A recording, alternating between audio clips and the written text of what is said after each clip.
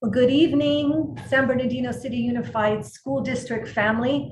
Welcome to our first town hall for this school year. We're happy to have you joining us where we can give you some updates on COVID in our, how things are going with COVID in our schools. My name is Rachel Monares, Deputy Superintendent for San Bernardino City Unified, and we're really happy you are here with us this evening.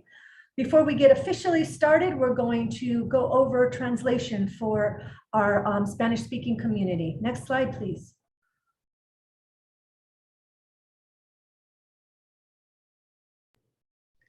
Thank you, Dr. Monares. I'm just going to switch over to Spanish so I can give the instructions. Sí tenemos interpretación disponible hoy para ustedes si lo necesitan al español. Solamente tiene que ir al icono del globo abajo de la pantalla de Zoom, donde dice Interpretation. Haga clic ahí, va a seleccionar Spanish para oír en español y luego Mute Original Audio para que no se oigan los dos idiomas. Tenemos las instrucciones en el chat también, pero si necesita más apoyo o ayuda, por favor, mándanos un chat. Gracias.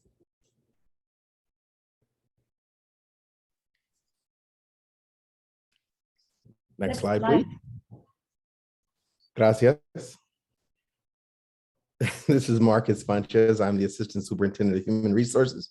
Welcome, SBC USD community and family. I wanted to provide a little bit of information on how you can share your thoughts or ask questions towards the end of this presentation.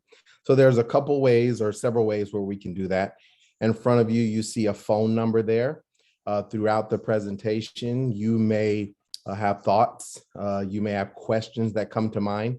We ask that you text those thoughts or questions to the number that you see in front of you, 909-353-4362. And then at the end, there'll be a question and answer session where you will be able to raise your hand using the Zoom feature, and we will unmute you at that time and allow you to ask that question so that we are able to respond real time. And then there will also be the ability to put questions in the chat. That'll be towards the end of the presentation. So we want to make sure that we have the opportunity to hear from you and you're able to ask your questions. Next slide, please. So before we move forward into tonight's presentation, I did want to welcome and introduce our Superintendent of San Bernardino City Unified School District. I did want to say, as we go through these challenging times and learning how to best support one another, our superintendent, who is a father, who is a husband, who's also an educator, has been a teacher, understands what it takes to do well in the classroom, a vice principal, a principal, an area superintendent, and has been a superintendent in 3 districts. And his motto is, we need to do what is best for kids. I'll say that again. We need to do what is best for kids. And at this time, I welcome Superintendent Doc Irvin. Thank you, Dr. Fuentes, for such a warm welcome. First of all, ladies and gentlemen, welcome to our first town hall for the 21-22 school year. Our schools open for in-person learning, as you know, for the first time in over 18 months. And it has been a pleasure to see students learning and in action. And so that has been absolutely wonderful so far. I've had over 15 days in the classroom because I try to get in the classrooms as much as possible, usually 2 to 3 days a week. And since school began, and I can assure you that our educators are working very hard to offer challenging lessons, rigorous lessons for our children in a safe and welcoming environment. You know, I want to say, and quickly, because I know they only gave me a minute or two, you know, the opening of school has not come without our challenges, right? We're navigating a national pandemic while educating students. That's a very complex issue. So tonight, you'll have an opportunity as parents and as families to hear updates on the COVID-19 topics and answer questions to previously, any questions that you previously submitted. But most importantly, I want to thank you for your patience, for your partnership as we work together through these challenging times. But again, most importantly, to keep our students obviously learning at a high level, but also keeping them safe as we do so. And then I will also, before I turn it over, I see that our board president is on the line, and I will see if Dr. Dottie Rogers would like to say a message on behalf of all of our board members in the district. Thank you, Superintendent Irvin. Definitely echo and ditto to what you just previously said. Thank you all for allowing me to welcome those that are on this call, because that's truly what it is. Welcoming back there's a lot of things that are happening in our district, but more importantly, our goal is to make sure that you are able to get that information. And so tonight, as we delve on this town hall, I encourage you to take notes, to get information, because many of you will have to share this information with others that can't make it. And I certainly can understand that this will be recorded, as I am just transitioning to work and you all are doing the same. And our district is still at work, working away, and we thank them for their efforts. But it's very important. These are crucial times still. We're remaining at the helms of safety. And so we want to make sure that all of us know what our responsibilities are, what we are doing in the district to ensure the safety, so that we can keep our students in class and learning as we have done in the past. So again, I'm grateful tonight for your attendance. This is one of many. We have found this to be a really good way to share information so that we all know what's going on through these Zoom opportunities, and the information is recorded so we can also go back. But I still invite you all on behalf of the Board of Education to our board meetings to listen on the first and third Tuesdays, where we are working through all of these challenges, but putting safety at the forefront, as well as making sure that our community is updated in every way we can. So thank you tonight, and look forward to a great meeting. Thank you, Dr. Rogers. Thank you, Superintendent Irving. We appreciate your kind words and reassurance. With that, we will get started. Next slide, please. So why are we here tonight? First and foremost, we want to update our community on the COVID-related topics for the start of this school year. We really want to share with you what's been going on. We want to share with you the dashboard, make sure everyone understands what is on that dashboard, talk to you a little bit about the various letters that you may be receiving, making sure that we just have common understanding and common language that we are all using, because as we've said multiple times, this is truly a community effort. We are in all this together, and we are all learning as a result of this national and international pandemic. Then, after we share with you information, we want to clarify any questions that you may have. Now, we do have the questions that were previously submitted, so we thank you to those who have done that. Our meeting ends at 8 o'clock. We will stop the videoing at 8 o'clock, but if there's any continued questions that need to be answered, we will stay on. We are asking that due to confidentiality and really keeping students' information private, if you have something that is specific to your child, please use the chat to put your name in there, and then someone from the team will reach out to you so that we can talk specifically about a specific child piece of information, so that that's not publicized for everybody. So really just to keep children protected and safe. That's always one of our many objectives. So with that, I do want to also thank the many people that are on this this meeting with us. We are not doing this alone. Of course, we've got our families. Of course, we've got our fabulous and phenomenal classroom educators, our principals, our district level staff. Everybody is doing that work, and we are fortunate to be partnering with many, many different health agencies. So on the line with us, we also have AM LLC, a company that we've brought in who are really helping us navigate COVID, and they are our medical experts at our schools and throughout the district. So they are on this call with us. You'll hear a little bit from them. We are also partnering with Loma Linda University because, of course, they've been a partner with San Bernardino City Unified for many years, and they continue to support us during this pandemic. Borrego Health is another partner for us. I don't believe they are on the call tonight, but we have many partners with us. And then finally, our San Bernardino Public Health has joined this meeting with us as well. So that if there are any questions that are specific or really beyond the scope of the district, that they can respond to that as well. So we want to thank those who have taken the time out of your busy schedules to be here with us. It's very important that we're working on this together as a district.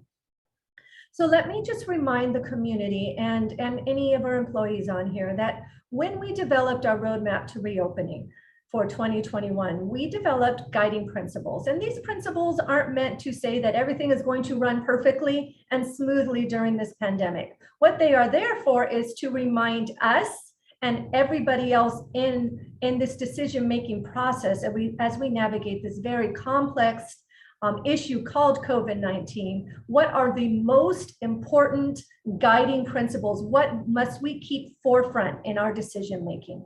And we all agreed as a district, and our board is in 100% support of this, that the social and emotional, mental and physical wellness of our students and our employees must be on the forefront. We have to be sure that people feel safe, both physically and mentally. Now, again, this is not to say that we're doing this perfectly, but we are doing everything we possibly can to keep that on the forefront, and we're going to keep getting better at that.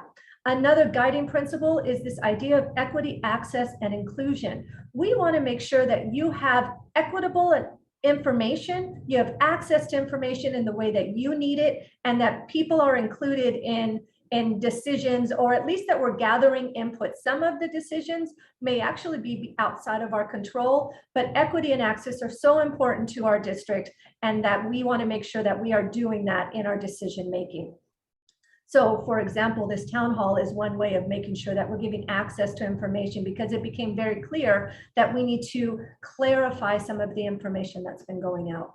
We're doing all of this while we're providing high quality learning and academic achievement. We are an educational organization. That's why we exist. We exist to educate your most precious resource, your child. And so that's what we were trained to do. That's what we love to do. And we continue to do that. And we do that and make sure that we have safe facilities and safe operations. So these are the principles that we've held dear to. We continue to hold dear to, and we continue to improve upon what our actions are, so that we are modeling these on a regular basis. We have not forgotten these. And again, we don't expect that we are perfect in them, but we keep working to get better at them. I mentioned this roadmap to reopening. The roadmap is available to you. It's on our website. In the roadmap, both in English and Spanish, it's available to you. We outlined many of the protocols that we had ready to go when school started and that we anticipated.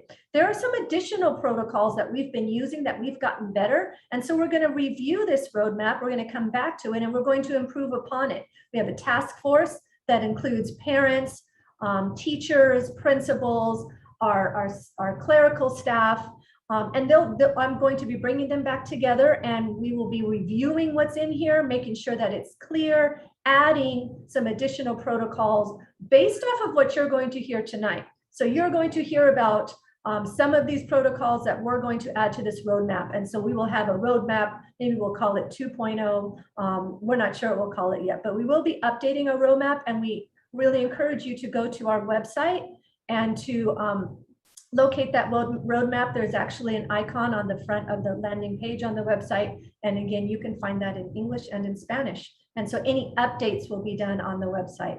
Next slide, please. So let me just give you a quick snapshot of San Bernardino City Unified as we then get into our presentation this evening.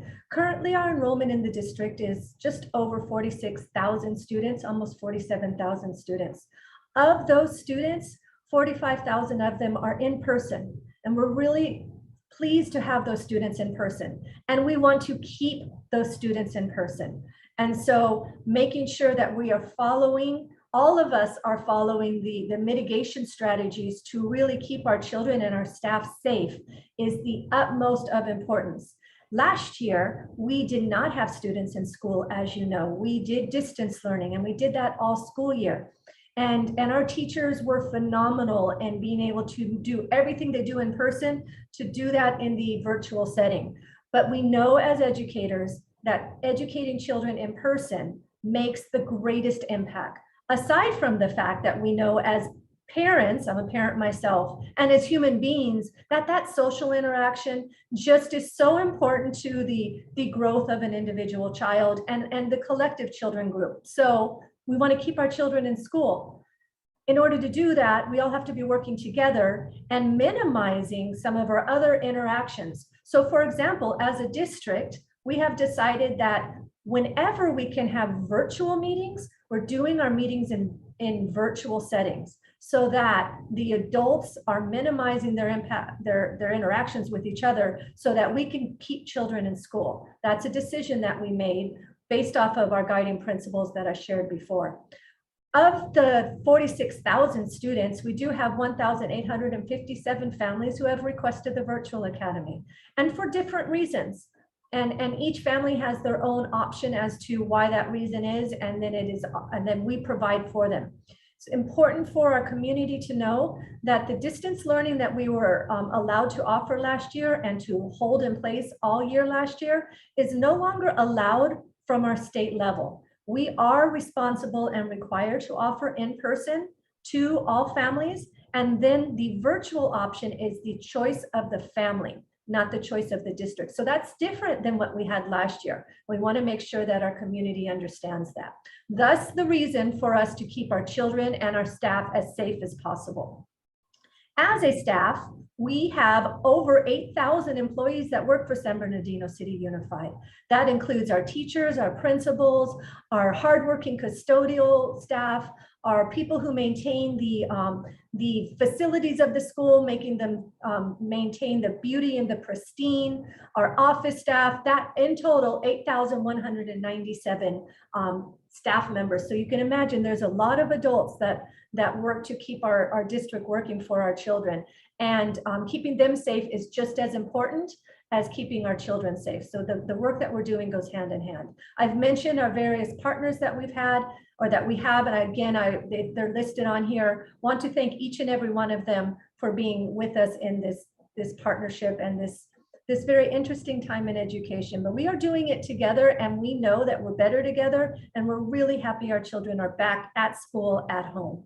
With that, I'm going to turn it over to Mr. Eric Vatier. Mr. Vatier is our safety officer. He has been leading this work in San Bernardino City Unified since March 2020. I don't think he ever thought that this would last as long as it has. None of us did. But here we are, here he is. He continues to smile, and he continues to make sure that we keep our children and our staff safe. He keeps that on the forefront. And so with that, thank you, Mr. Vatier, for everything you've done, and you have the stage.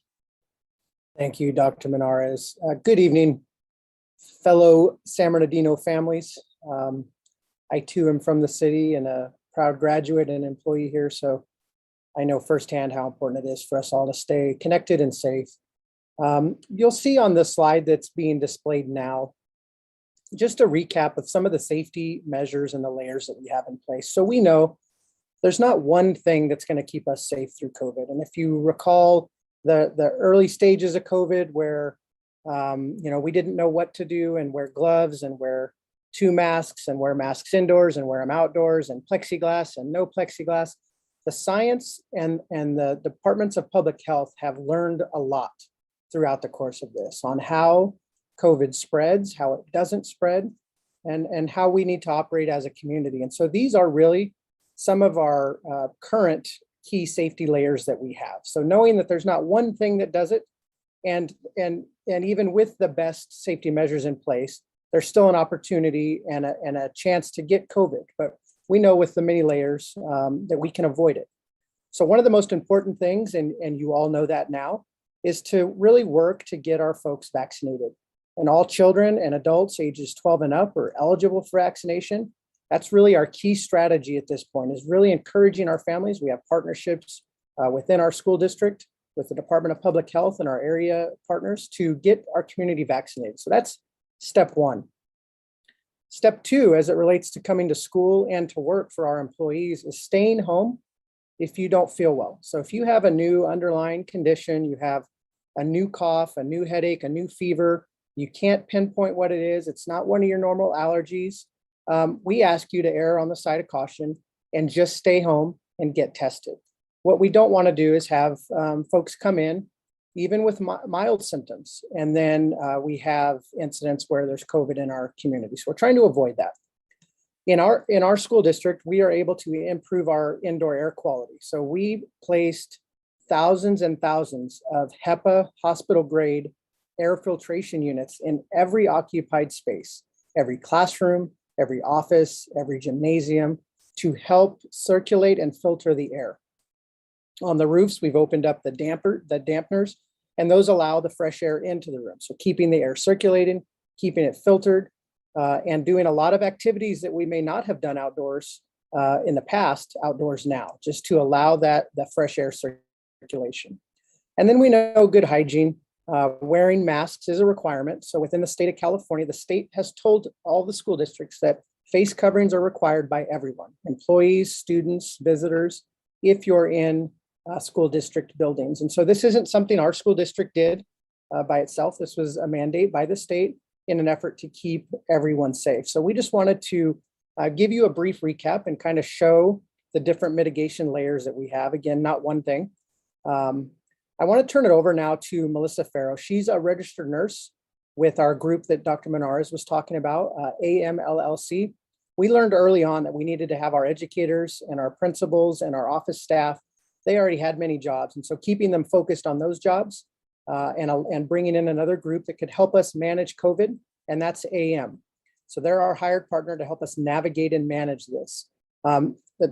The best part of this is many of their employees and the liaisons that you'll see at all of the schools are from our own community. So they took a job, they came back to help, and they're committed to keeping our students safe. So with that, I'm going to turn it over to Melissa. Thank you, Eric. Yes, so my name's Melissa. I am the clinical program manager here with AM that is partnered with the school district.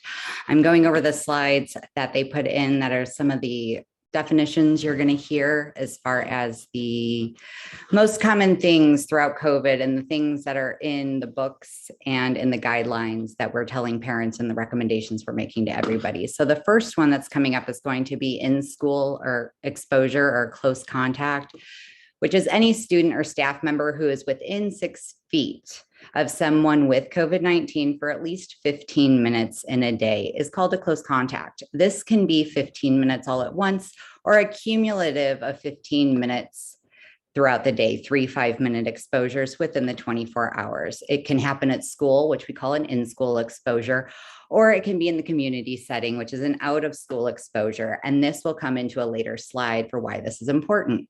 On the dashboard that we were reporting, we have something called new reported cases, also referred to as new cases.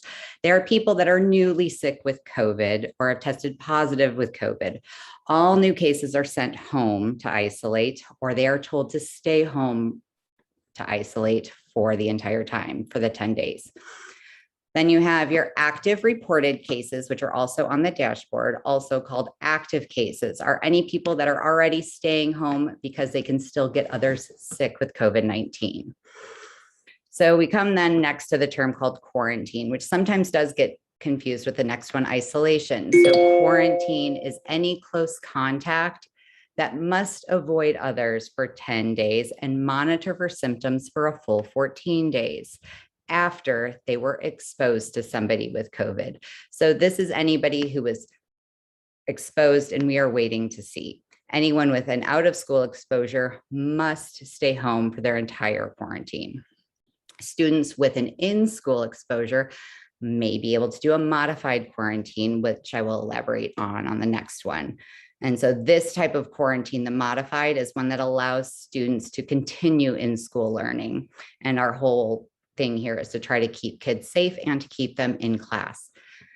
Isolation is anybody who is actually positive. So if you test positive for COVID-19, we are going to put you in isolation, or you're going to be told to isolate. So that's anybody who is actually positive or gets sick with COVID-19 must stay home and stay away from any contact with others for at least 10 days. The next thing we have up are the testing. So we are going to be offering testing at the schools. We are doing all of our testing within the CDPH guidelines, and there are two separate types of tests that are going to be offered. One we are already performing in the schools, which is the rapid antigen testing, also called the rapid test. This allows us to get results to you within 15 to 30 minutes. The test is fast, but it's less accurate than the PCR, which is the one I'll speak of next, that we send out to get results to confirm it. And this means with somebody with a positive rapid test likely has COVID-19, but a negative one doesn't necessarily rule out COVID-19. So the other test that will be available is called a PCR test. This is a test we have to send out to the lab. So it's called a PCR test. And this one we send out, the results generally coming around as little as 1 to 2 days. But with a surge, or if a lab is receiving a large volume of tests, it can be a little bit longer. A negative PCR does rule out COVID-19. So those are the things that we are offering in the school. And I believe the next slide shows the scenarios for which these definitions are all applied. Oh, there it is. All right, so in the first scenario is isolate. So if anybody calls in or if anybody presents and is tested and they're told, yes, you are positive for COVID-19, we are going to give them the recommendations per the CDPH guidelines that they must stay home and avoid contact with others for at least 10 days. So that is our first scenario. The second one is anybody that we have identified as a close contact within the school setting, which I will refer to the previous slide as far as a 15-minute within 6 feet for 15 minutes in a 24-hour period is our close contact. They will be sent home to quarantine for 10 days and monitored for symptoms for 14. But anyone with an out of school exposure, this is where the rule will stay. If you're out of school exposure, you will be sent home to quarantine.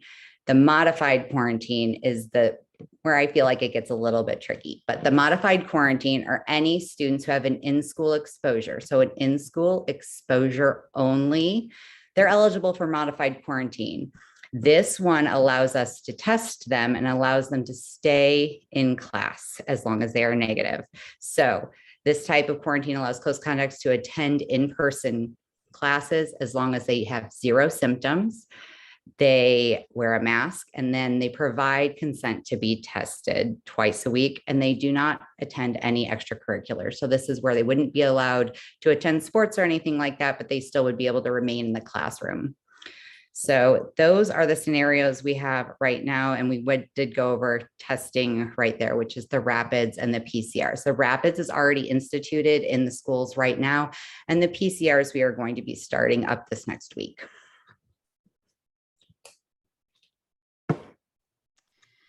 Thank you, Melissa. My name is Ginger Ontiveros. I am in charge of communications for the school district. And so I want to go over the letters that families might be receiving relative to the COVID-19 cases that may be at school. There are 3 specific letters that you will see throughout the district. The first is what we're calling a What's Next sick student letter.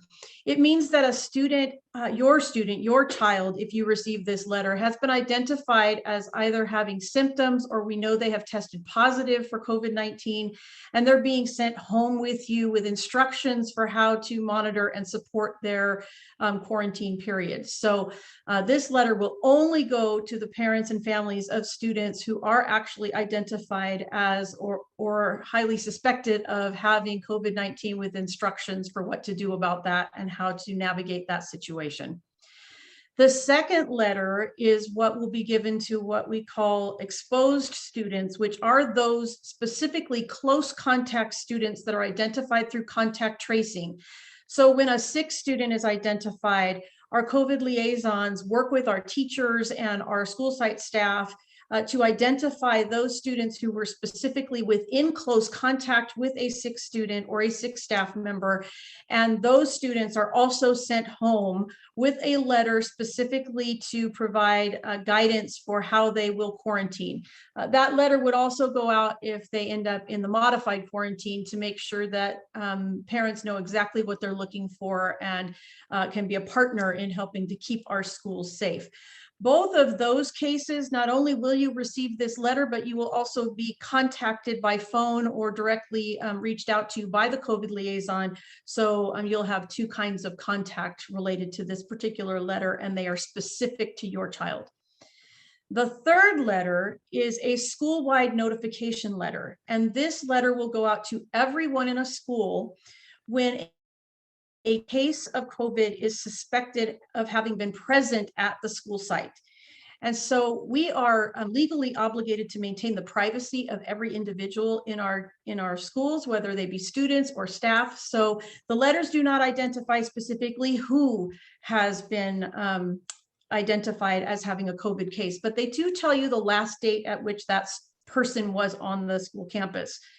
This particular letter is something we send out just to make sure that there is transparency to all of our families, but they do not indicate that your child has had a close contact. So we do want to make sure that your students stay in school. This is just about making sure that you are clear, that it's clear to you when these things happen at our campus. The school-wide notification letter will be delivered to our families through Parent Square. Parent Square is a new platform that we have that works very closely, well, that integrates fully with our Aries system. So your communication and contact information in Aries is exactly what Parent Square uses to get in touch with you. So when we send this letter out, it may go to your email, it may go to your text message to give you a text message, or it can do a robocall to your phone as well to let you know that there is a message for you. You can sign up for Parent Square to get access to the platform where you can proactively go and look for messages that have been sent by using the QR code here, or you can go to parentsquare.com and click on sign in, and it will give you a place where you enter your contact information, the same information that the school has, in order to get you connected with your specific school's Parent Square feed. Your school can also help you get connected with Parent Square, but this is where we will make sure that that school-wide notification goes out because it's immediate, and we want to make sure we get that information to you quickly.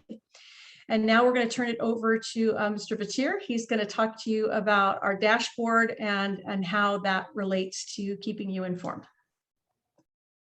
Thank you, Ms. Ontiveros. So families, we've created, and I know you've seen many COVID dashboards as we've followed all this since March. And so we know we have the county dashboard that shows what's going on in our community, in the county, within the cities of San Bernardino and Highland, and within the school district boundaries. So for those of you that have looked at the county dashboard, the cases that you'll see within the school district boundaries are from the community, not necessarily from our school district. And so now that we have the ability to test and gather data within our school district, we've created a dashboard.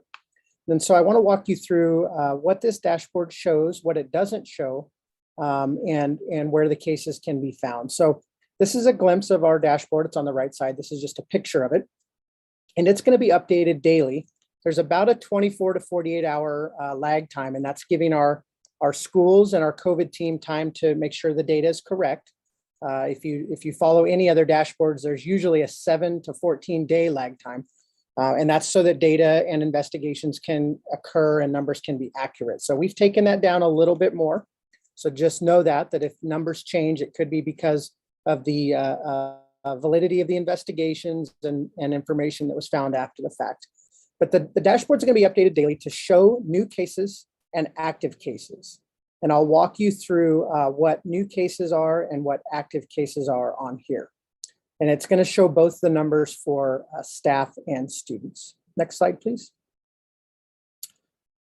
So the three drop-down boxes at the top that will change the graph, table, and summary based on what you select.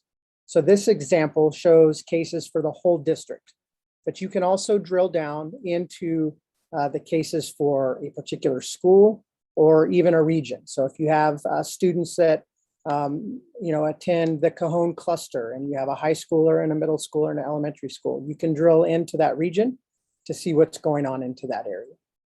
Next slide, please. So the bar graph on the left side of the dashboard shows the number of new cases.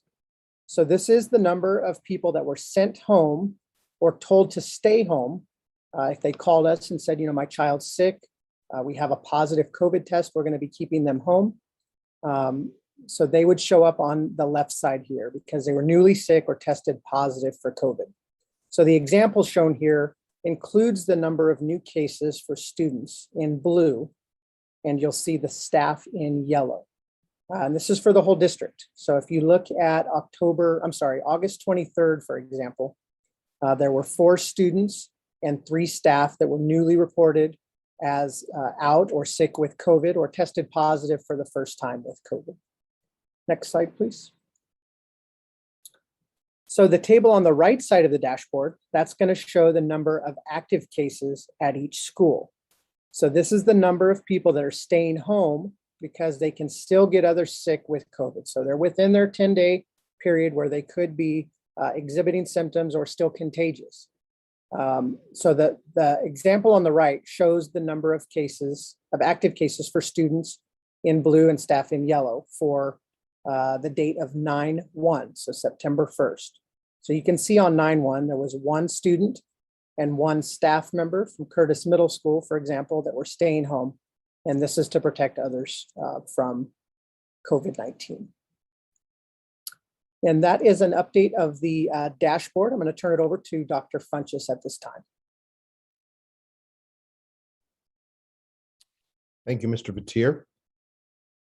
At this time, as stated before, we're going to allow for questions. Now, there were 3 modes of doing that. So there were questions that came in via the text. Some of you have already texted some questions. We've answered a few of them. And there were also questions that were, that were in the chat.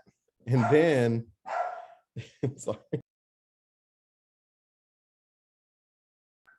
And then there were questions as well that you can unmute and ask or raise your hand. And so once you raise your hand, we will go in order. So we're going to start right now with questions from the actual text messages that were sent in. And we'll go one at a time, and then we'll toggle back and forth between those questions and the ones where they are placed in the chat and or raising hands. So we'll start with the first question, and some of them have already been answered, so we'll try to do a good job of deciphering which ones were, okay? So thank you for that. So we'll start with the first question here. Thank you. Sorry about that.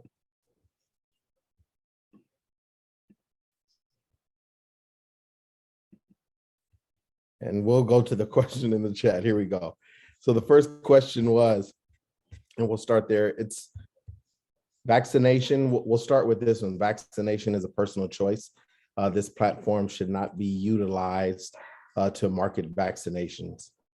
And so we'll answer that one this way. So we understand the sensitivity around vaccinations, and we understand that it's a choice, and we will continue to provide the information necessary for those to make those choices. So we'll go from there. And can someone, Beatrice, can you go back to the slide and get the second question for me? Yes. So I'll start from the beginning. These are the questions that are coming in. The first one says, today LAUSD voted to mandate all students ages 12 and above to be vaccinated. How likely is SBCUSD to follow? Dr. Funches, I can take that response. Thank you. Yes, absolutely.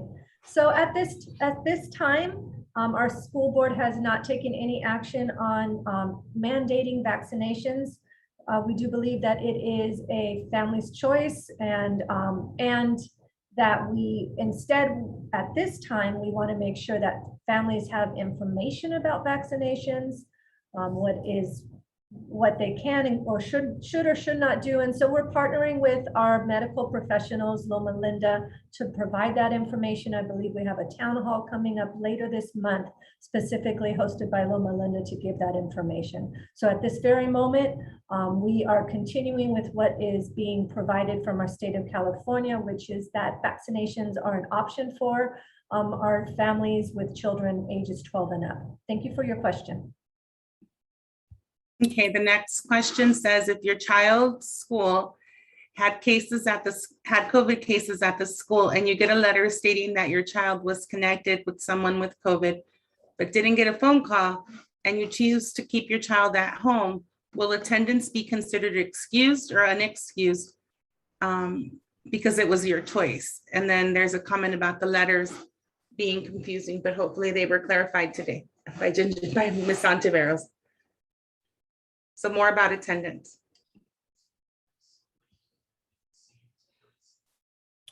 Do we have Dr. Bikendova on the call? I don't know if I saw her. If not, we can get that information back to you. Right.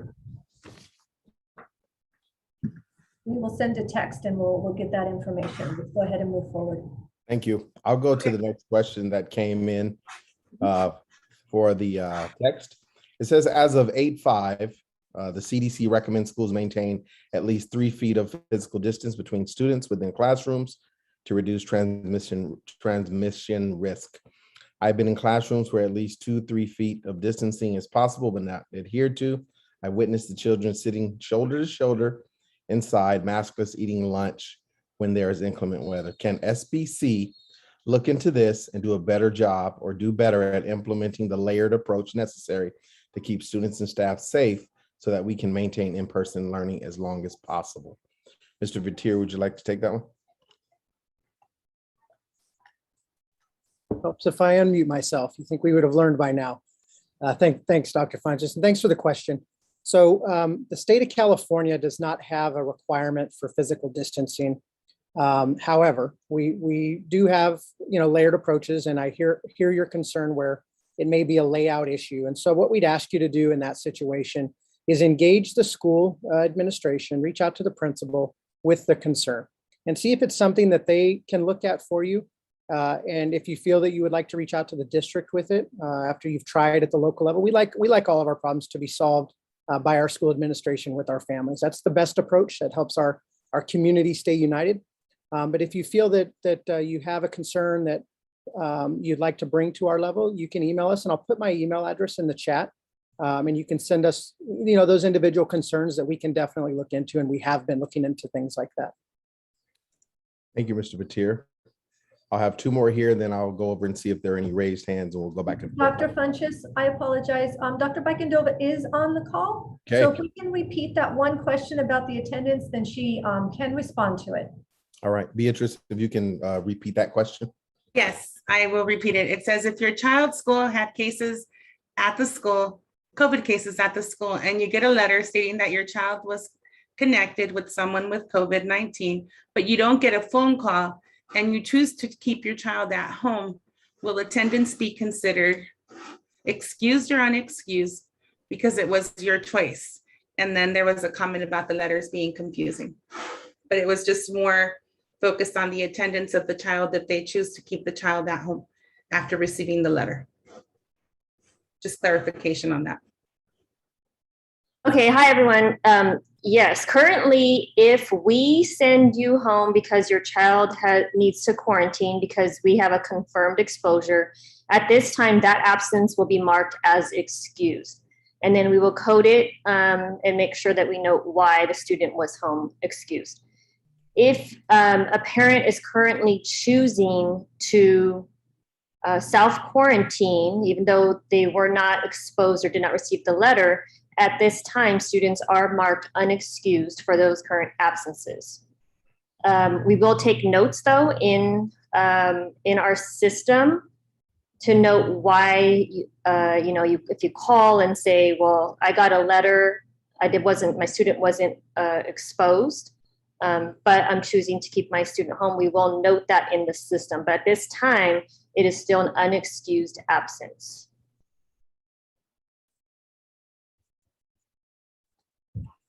Thank you, Ms. Bakendova, Dr. Bakendova.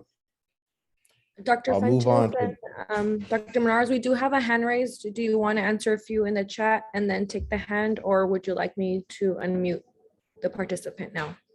I'll answer two more that came in through the text, and then we'll go with the hand raise, okay? Okay, great. Thank you. All right, thank you. So the first question is, can you still enroll a student with the current IEP on the virtual academy?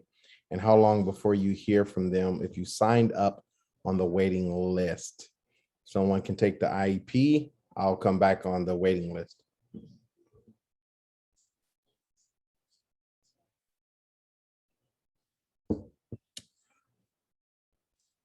Anyone on from our virtual academy?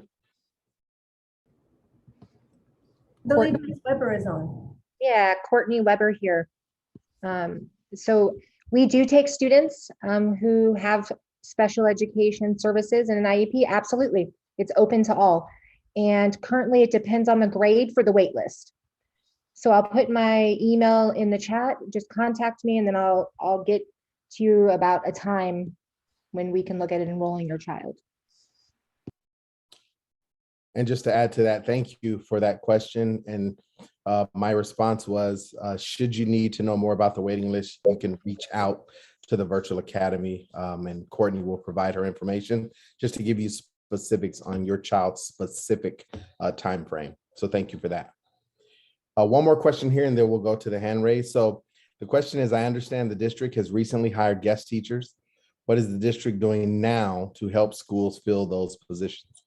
And so I'll take that one. We have been working around the clock to not only recruit and hire, but replenish our substitute teacher workforce, which, as you may know, has been impacted by the COVID crisis and challenges that we've had in terms of getting people back to work and employed. So my answer to that is we are working now to support all school sites that need guest teachers on a daily basis, and our fill rates are going up every day.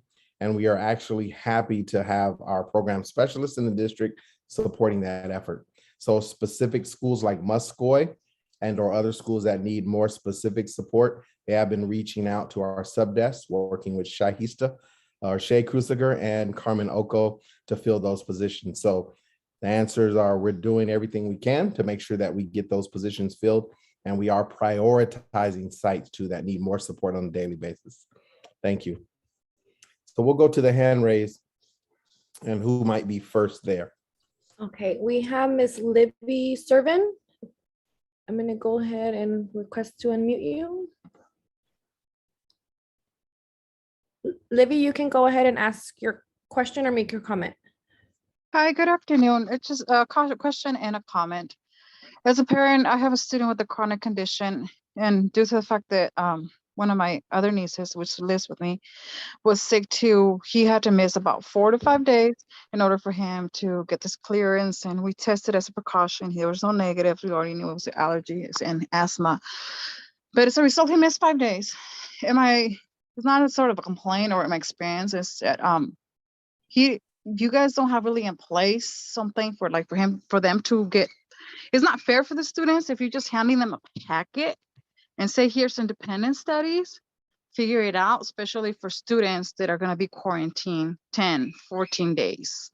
Is there like a plan in place to make sure they have more help, or is it just going to be here's your packet and figure it out for 14 days? Because it's not really fair to the student. They're missing out on a lot of instruction. Personally, for my student, the teacher was pretty good about sending him work through Class Dojo and stuff. But I mean, from what I read in the comments and throughout the conversation, it's independent study, which means that what? They're going to get a packet and figure it out for those 14 days? Thank you for your question. We'll have someone answer that one for you. Provide information. Dr. Funches, I can start, and then if we can have anybody else that can chime in. So first of all, Ms. Serene, I'm happy to hear that your I think you said your son, that it was not COVID. So thankfully that's a good thing. Understand your frustration. The same thing just happened to my nephew. It's in a different district, but he was put on independent study because he was in potential close contact with somebody. And then that they thought was positive but then come to find out that that was not the case. And so the frustration of having children missing out on learning is happening everywhere, and we all get it. When I was speaking with my mom about it, she was like, Rachel, what are you doing for your district? Put someone on mute. Thank you. And so, you know, so just to tell you that we understand it's happening to us personally as well as happening to you. Wait till we're on, everyone's muted.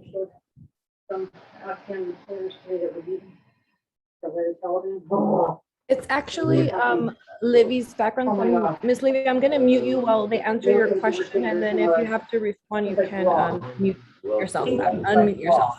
Yeah. Okay, thank you. So to your question about what's the plan for that short-term independent study. So let me first tell you that so I was sharing what's happening in other districts as well, you know, personally for me and my family, because it is a challenge throughout this state. And so as a district, because we started earlier than others, we put this on the, we put it on the radar at the state level very early on, within the second week of school, because we saw that this was a challenge, that this was going to be a problem. This short-term independent study is not a permanent fix. What happens is, as you mentioned, children are going out, we're having to quarantine them, they're missing a lot of time where they need to be in school, and independent study isn't the right route, and it's really interrupting their schooling. The challenge that we have as a district, and this is why we're pushing up on the state level to change some of this, is because the state said you have to offer in person. So to all the questions out there, or the questions, I saw a few of them where we're saying, can we go to hybrid? Can we go back to distance learning? We cannot as a district do that. That is not allowed, and it's not allowed throughout the state of California. The districts have to offer the in-person. What the state told us was, and give parents the option, and put it in independent study. Now there's rules and regulations in independent study, and that's why we're pushing on the state to say, you've got to give us a bit more flexibility with this independent study, because it's not working, especially for these quarantine situations. So we're working on that kind of long-term at the state level, and they are listening, and they're starting to put some changes in place that will help us at the district level. We're also discussing at the district level, for those students who are that short-term independent study, how can we get a little bit, maybe not a full day, but at least some time of what we call the synchronous online in person with an educator on the screen with that child, right? So for your son who was home and he had work to do, it would have been so much better, I believe, for you, if I'm reading between the lines, if he had at least been able to log in and have a teacher help him through each day, at least for an hour or two. So we're looking at that. Our just so you know, to be completely transparent, we are as a state and nationwide, there is a shortage of teachers. And so now we're trying to find teachers who would be able to do this extra online time. And so we're going to keep working through it. We're not going to give up. We will find a solution that works for our students, for our families, and for our district and our educators. And I know this is probably not what you want to hear, but we want to be very honest. We're not completely there yet, but we are working on it. We want to find a solution that will work. So please be patient with us, and know that we're not giving up, and we understand, because we don't like having children miss out on schooling. That doesn't fit within our guiding principles, right? And that is not what we went into education to do, is to send children home. So we're working on it, and we thank you for your question. And again, I'm really happy that you know, it's asthma and it's not COVID. Not that asthma is a wonderful thing, but that your son is okay. So thank you. Dr. Menares, if I can jump in for a minute, I also wanted to reassure our parents that we realize that those 10 days that they're out, you know, we want to make sure they don't get further behind, but also know that every school site is putting in interventions in place. We're doing tier 2 services. So when kids come back, we're really ramping up instruction. We're offering extended days. Some sites are offering Saturdays. We have tutoring for all. So there are other opportunities that where our children might be able to catch up and excel as well.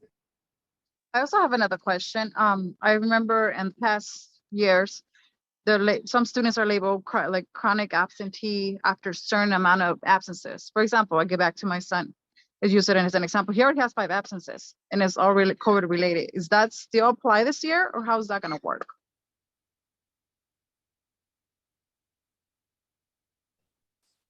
Dr. Bikendova, did you hear that question?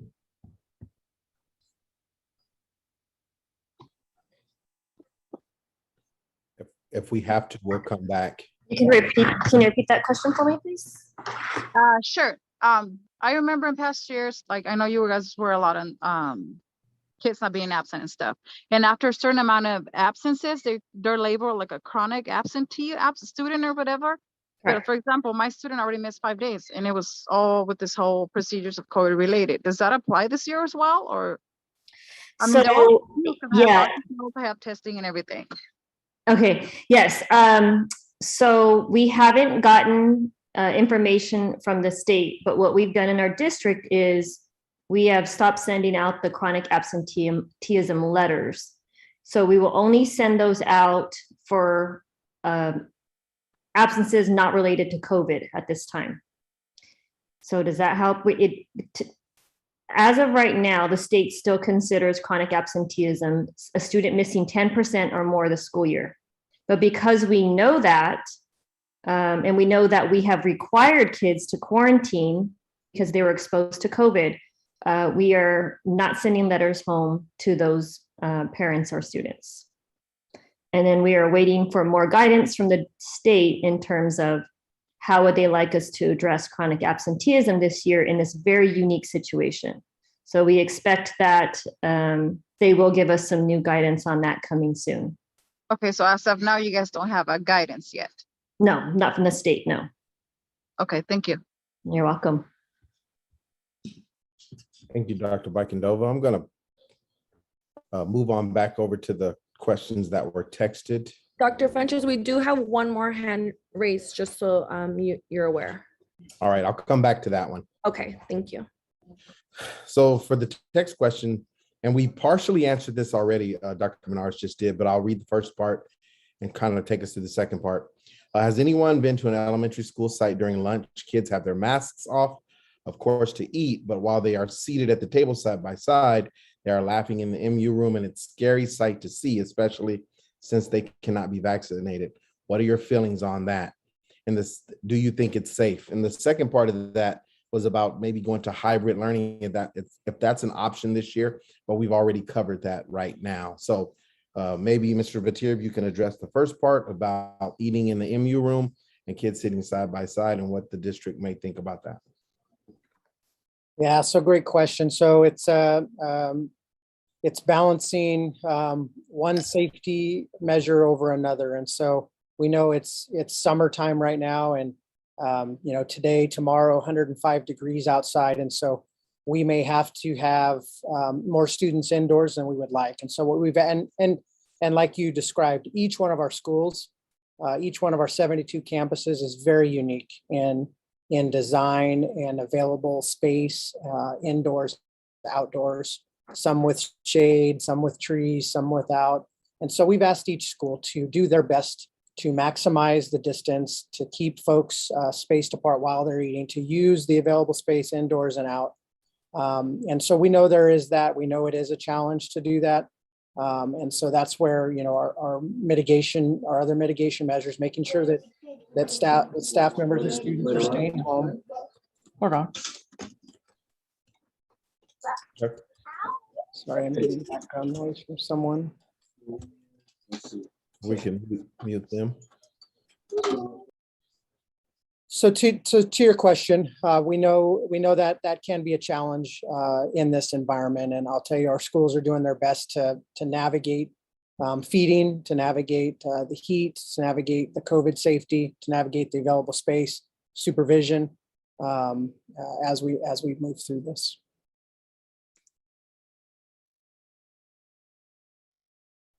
And Dr. Funches, you're muted. Thank you for that. We're going to move on down to the next question. And it reads, why are teachers allowed to wear mesh masks? They don't protect anyone. So great question. We do have face covering standards that were issued by CDC and CDPH, and every once in a while we'll get a concern such as the one you just brought up, and we'll have to address it with the individual staff member and that school to make sure that we're all in compliance. So we know this is new, and there are different levels of face covering, and some people think that the bedazzled one looks nice, but it doesn't actually offer any protection. So we appreciate your patience and also for bringing that up. So as you see those things, please raise it to your school's attention, or you can raise it to the district level, and we can definitely address that. Thank you. Thank you, Mr. Vitier. And I'll take this one. Why are teachers taking off masks in their class to teach? I have seen multiple teachers do this. And so just in line with what Mr. Vitier says, if that is taking place, then it is up to the school site to correct that behavior. And then if that behavior is not corrected, we in employee relations will be able to contact the teacher and make and have discussion with them about such behavior. So we are monitoring that, and we do take that very seriously, and we're reminding our staff to follow proper protocols for mask wearing and other mitigation strategies. So we're on top of that, and we'll stay on top of that. Thank you. We'll take a few more from here and then go back to the hand raised and anything that we may have missed in the chat. So, and I'm not sure if we answered this one, but how do you differentiate COVID from a common cold? So that's going to come with our testing, and that's why testing is so important. So we all know that the COVID symptoms are symptoms similar to most things. And so, as you know, last winter, in your common flu season, in your allergy season, in your cold season, we also saw a spike in COVID. And that's because the symptoms of all of these are very similar. And so that's where the testing piece and having partners like AM, having the state provide us the free test kits and keep those coming, because we know that the demand for testing is only going to increase. So making sure the state can keep up with that and keep providing those, having the ability to test on every single campus is going to be what really tells us, is this a common cold, is this allergies, or is this COVID? And so we know as we started this pandemic, testing was very scarce, and you had to go to places and you had to make an appointment. And so as this has progressed, so is our ability to test. So thanks for that question. Thank you, sir. Two more before we go back to the raised hand. So who is monitoring children who wait in line before school? I have seen children with no mask and no social distancing.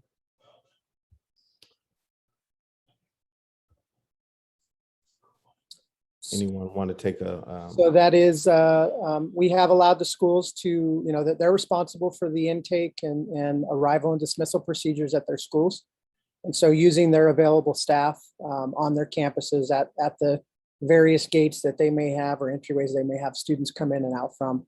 That is a site level and site-based process. But again, if you're experiencing issues or you think it could be a little different, I'll obviously encourage you to first speak to your child's school, find out what the issue is, what the challenge is, and what you're seeing, what your observations are as a parent, and give them an opportunity to fix it. Thank you, sir. And then the next question before we go back to the hand raised. Is it correct that after a student or staff has been quarantined for 10 to 14 days, the student/staff has to consent to test 2 weeks later at the site? This seems to be a delay between the last day of quarantine and 2 weeks after before one is tested again. Let me know if you need me to reread that one at all.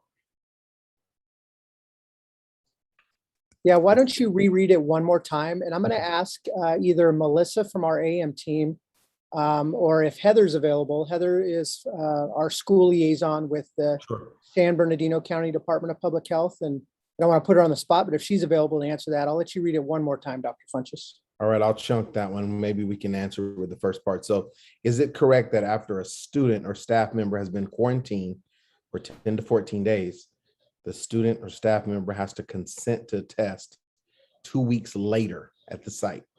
No, that is not correct. And so we might want to provide some clarity around testing it within that 10-day window, or? So it depends if you're a student or a staff as far as testing goes. There's the mandated testing that we are going to be doing for all unvaccinated staff and sports teams that has not been in play yet as far as the school system goes, but it is coming. And then there is the testing that we do for surveillance as far as identifying close contacts and using the rapid tests, and then needing to provide tests for modified quarantine. I want to be clear that modified quarantine is only for students. It is not for staff. And that we do not require anybody to present a negative test if they have already completed their isolation or their quarantine period. It is not required that you provide a negative test at any point, as long as you've completed your isolation or your quarantine period. And if you were somebody who had symptoms, your symptoms are improving and you have not had a fever for 24 hours without any medication, which is a mouthful to say all in a meeting like this, but those are the guidelines we're given by CDPH. All right, thank you. Let's go back over to the raised hands. Ms. Zena, did you still want to ask your question or make your comment? Zena? I don't see her, Dr. Funches, so we can just proceed, and if she returns, I will check in with her. Okay, thank you. So as far as the testing goes, what schools have they started in? I have 2 students in different schools, and I haven't seen that yet. So this one is pertaining to the testing that we're speaking of. So we do have the rapid testing is available in all schools, and you will probably not see it unless you're contacted that your child is a positive case or a close contact. So there's no random testing or pooled testing or sporadic testing of any nature going on at the schools right now. It's only in response to a COVID case. So if you haven't been contacted by a COVID liaison and told that your child needs to be picked up because they're ill, or have been a close contact, you would not necessarily see those tests. All right. Here's just a statement. I hope that we do not mandate for everyone to take the vaccine. I have children that cannot get vaccinated. Many people are suffering from side effects. So that was a statement. Next question, are restrooms being sanitized?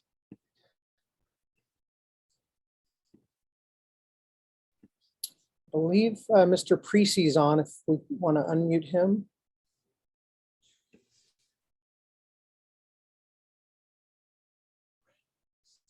Sam, are you on? Yes, sir. Sorry, I was just trying to hit the unmute. What was the question again? So are restrooms being sanitized? Yes, most definitely the restrooms are being sanitized. We are having some issues with custodial staffing. You know, I think Dr. Funches talked about it a little earlier with regard to the COVID pandemic and shortages of staff with teachers and subs. Well, we're seeing the same thing with the custodians, where we had some lack of custodians. And we perform what's called emergency runs when we have vacancies or call-offs or just openings at the particular school sites. So the emergency runs consist of removal of trash and a full clean and disinfection of all restrooms. And then we're also performing the disinfections of the classrooms. However, I will admit that early on with school, you know, with the shortages, we did have classrooms that were going without disinfection. Thank you, Mr. Precy. Next question, why did it take so long to have the portal with COVID information to us parents? I really want to take that one. Why did the COVID information? Which part? See it again, Dr. I believe they may be talking about the dashboard. So why did it take so long to have the portal with the COVID information to us parents? Yes, I think it's the dashboard. Can our representative from AM LLC explain the process for getting that dashboard up and ready? Yeah, Jay, do you want to take that?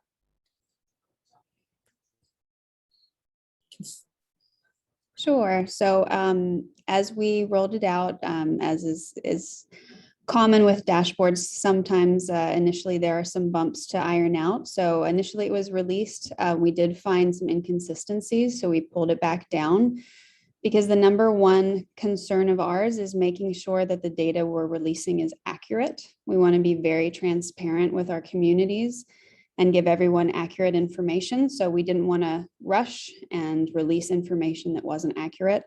So as soon as we noticed that there were some inconsistencies, we pulled it down. We went through all the data, we checked everything, and then we released it once we were sure that the data was accurate. So that caused a little delay early on. Thank you for that. I'm going to move us down to the next few questions. At different times, my daughter's school has had up to 5 positive cases. I understand that numbers are constantly changing. However, I have not heard one case from her school. I only know through viewing the dashboard. Are we not supposed to have been informed each time with the third letter? And if so, why are some schools not following this protocol?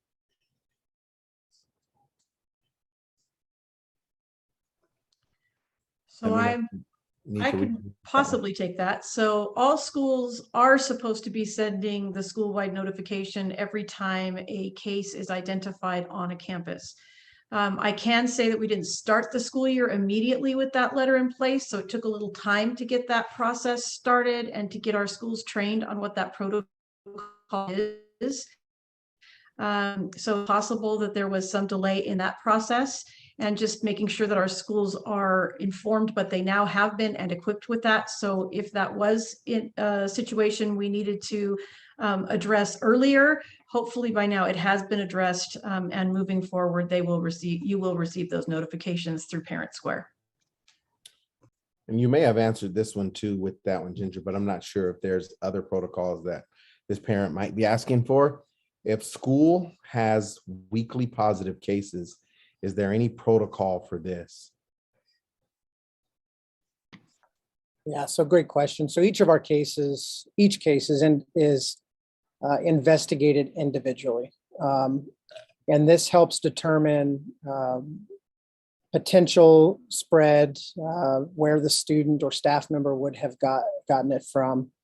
And those dots are connected. And then we work with our partners from the Department of Public Health to determine if it is something that's coming from the school, if we've had a case at the school, if it's spreading within the school. So necessarily because one school has a handful of cases does not mean they're connected by any means. And this is part of the investigations that are done. You know, what classrooms and what lunch do you have and what bus do you ride and are you in CAPS? Lots of individual interviews to determine those exact concerns to make sure that we don't have any type of community spread happening on our school campuses. That was a great question. Thank you. Thank you, Mr. Patir. I'm going to combine the next two because they're relatively the same. How are COVID liaisons screening children for COVID? And is there a checklist of symptoms that they have to follow? Anyone from AM? Melissa, you want to take that? Yes. So yes, the COVID liaisons do have a checklist of symptoms that are given for ones that are most likely COVID related, not likely COVID related, and the ones that are sometimes COVID related. They use that checklist to determine what is coming into their office after they've either been sent by the health aide to them or sent by a teacher to them.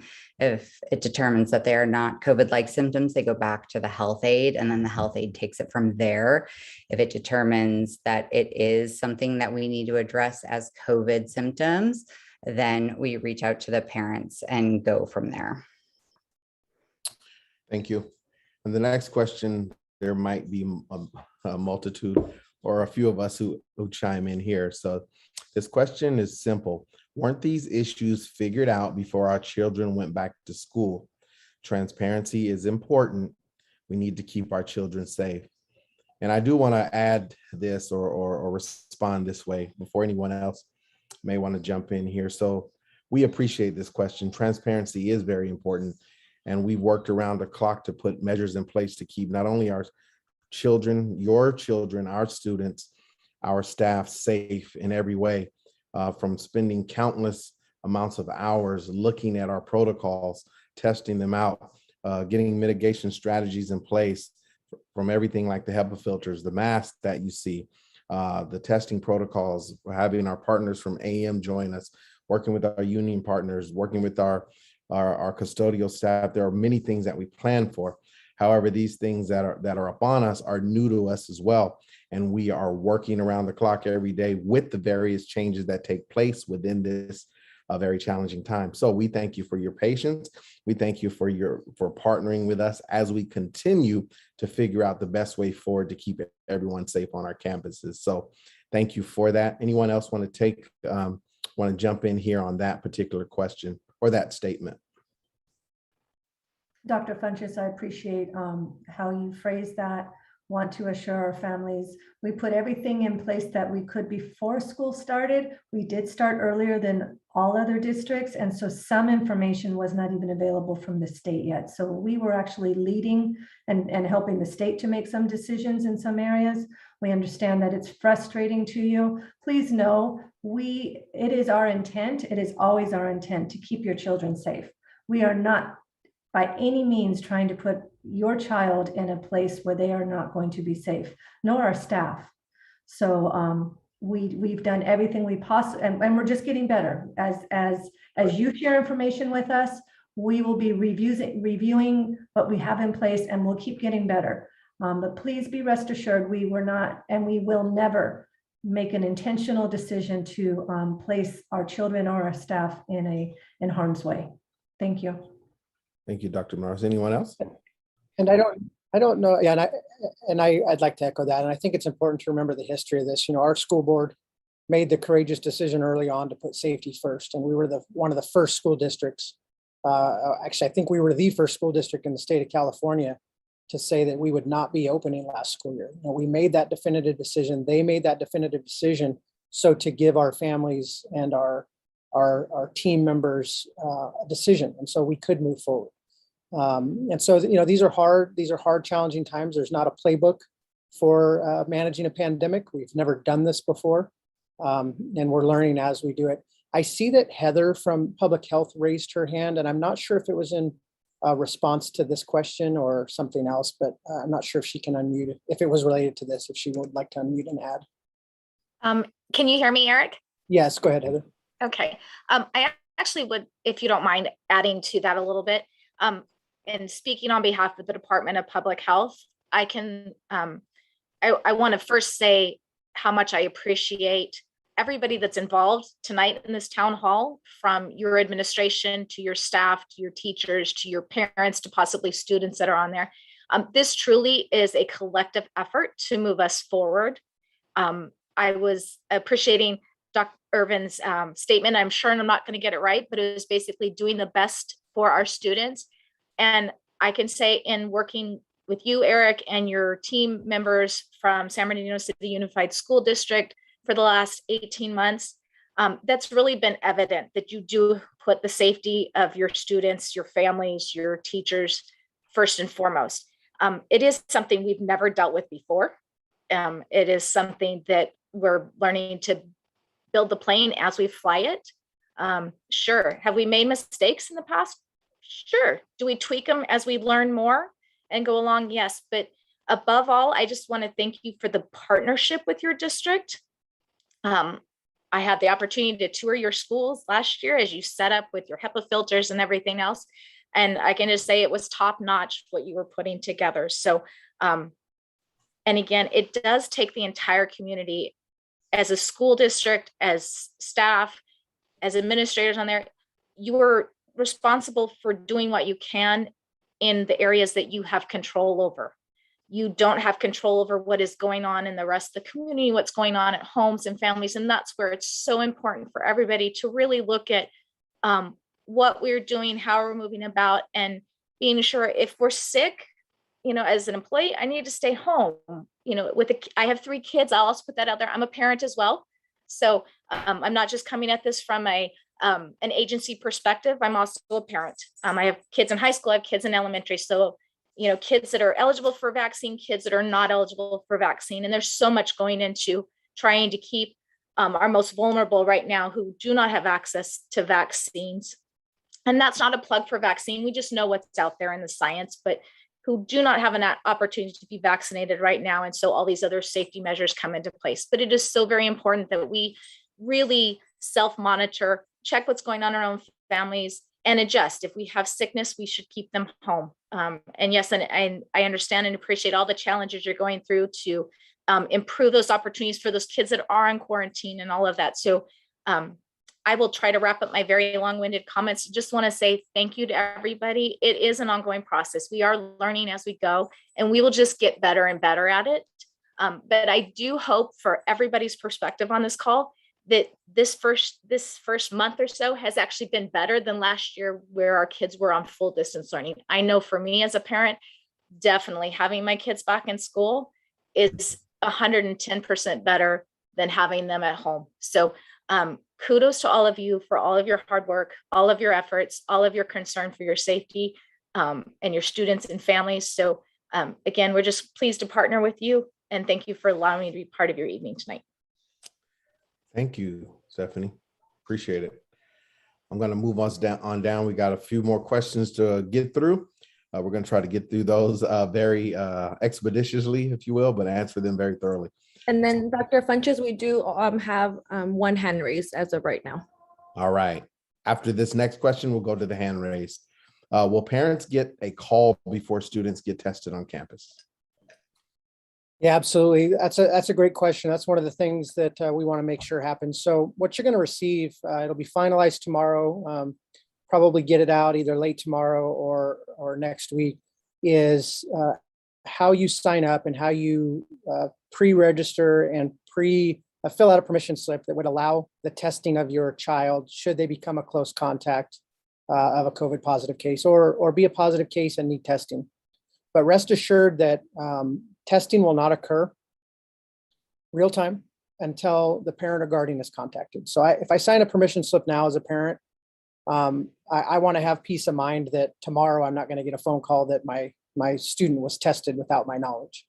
And so you will get that phone call real time. We're just trying to get some of the paperwork out of the way because it is an arduous process to fill out the permission slip to get pre-registered. It takes a little bit of time, and we'd rather you do that in a no stress, low stress environment than when it's in your mind about, oh my gosh, I have to test my child and what's this? What am I signing? And we'd rather get that out of the way early. But rest assured that we will not test a child or have a child test without your permission. And it is different now. Testing is different than it was early on. So we being the COVID liaisons or the school district are not using the Q-tips, and we're not putting those in anyone's noses. All testing at this point is self-swab. So the children are responsible for testing themselves. You cannot help them as a parent. We cannot help them as a school district. That's part of the process with the vendors that provide them. That's part of the instructions that they have to be able to swab themselves. So know that we won't be doing that, and we won't do it without your permission. Great question. Thank you. Thank you, Mr. Vatira. Excellent answer. Were there any more hands raised before we go back to the texted questions? Yes, Dr. Funches, we have Vanessa Flores. I'm going to go ahead and unmute you. All right. Ms. Flores, you can go ahead and make your comment or ask your question. Yes, thank you for having us parents included in on this. It's really appreciated. I just wanted to take the time to say thank you for diligently taking things very seriously. My son is in middle school. He had an incident where he felt unsafe in his classroom due to a child taking their mask off and the teacher not saying anything. He did let the teacher know he needed to speak to the counselor. She didn't ask why, she just allowed him to go see his counselor. And he expressed to the counselor he felt very unsafe in the classroom seeing the child take their mask off. The teacher did not say anything. It has not happened again since then. So that to me, I feel tells us that something may have been said, most likely. So we appreciate that, and we do hope that it's continued to be taken seriously from the teachers and the staff, whether they are vaccinated or not, for the safety of the children, of course. Thank you. Thank you for sharing. Any others there? That is all, Dr. Funches, for now. Okay. Thank you very much. We're going to go back here and keep it moving. Will school need to see proof of full vaccine for students soon? And we may have gotten to that one a little bit, but that may be referencing the LAUSD as well. No, not at this time. We're not there yet. Now we are watching what goes on, but at this time, it's not anything that we've mandated as a school district. So we'll follow the guidance that comes from those that are managing the pandemic, which is the Department of Public Health. Here's a statement that we do take seriously. We'll just read the statement so you know we are on top of that one as well. COVID has been ongoing. It's been going on since March 13, 2020. That was the last day of school. No guidelines were being worked on since then. Our children need to be safe. All classrooms and bathrooms need to be sanitized. Custodian shortage is not acceptable, and our children need to be safe. We do agree that our children, need to be safe, and the staffing shortages that we are struggling with nationwide, statewide, and locally are a concern, and we are working around the clock to handle that as well. We have some strong strategies in place, and we feel like over the next month, we'll be in a better place than we are now with that. We're already seeing signs of improvement. So thank you for your concern. Appreciate you bringing that to our attention. The next question is it true that the students have to swab themselves instead of being done by the Covet liaison? I believe Mr. Vatier answered that one. But the question says, are the swabs nasal or oral? So we may want to just remind everyone of that one. Yeah, they are nasal. And we actually had a concern today, and it's a valid one, that there was a concern about the chemical that's on the swab not going into my child's nose. And so we had to assure the parent that there's no chemicals that are on the swabs when they're put in anyone's nose. So it's a dry swab goes into the nose, the specimen, the mucus is collected, it's put down, and then there's a reagent that's dropped onto the swab at that point to activate it. So there's nothing wet that's going into anyone's nose, or nothing unsanitary, or anything other than a dry Q-tip that's going into the nose. All right, thank you, sir. Students with negative, go ahead. Sorry to interrupt. Miss Zena has returned and has her hand up again. Can we go back? Yeah, we'll go back to Ms. Zena. Thank you. Ms. Zena, you can go ahead and ask your question or make your comment. Good evening, everyone. I would like to just thank everyone from the San Bernardino Unified School District for all their hard work and everything that they put towards this school year for the children returning. I'm a parent advocate for the parents here in San Bernardino, and I had a parent to contact me today. Her child is a 6th grader, and for the second time, she had to go pick him up from school for him not feeling well, runny nose, and a cough. She took him to get testing, which came out negative, and then at the first time, and then again today. She wants to know, has the school district thought about having all children tested on a weekly basis? Because, I was listening to the different conversations, like the children have to test themselves and so forth, children of all different ages from kindergarten to high school, they're around different people, especially with the holidays coming up and so forth, and then that they're returning to school.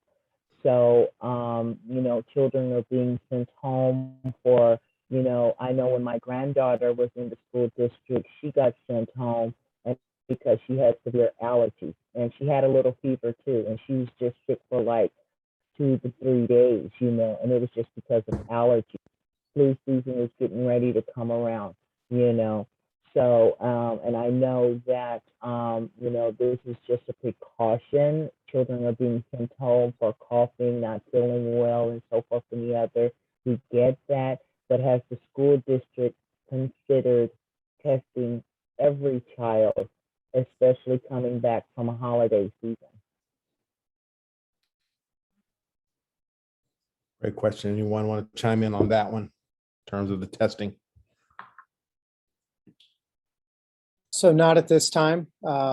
We are exploring the ability to do what's called pooled testing. And what that, in essence, what that looks like is if we're all in one classroom, we all have our own swabs, and they're not tested individually. So they would all go in.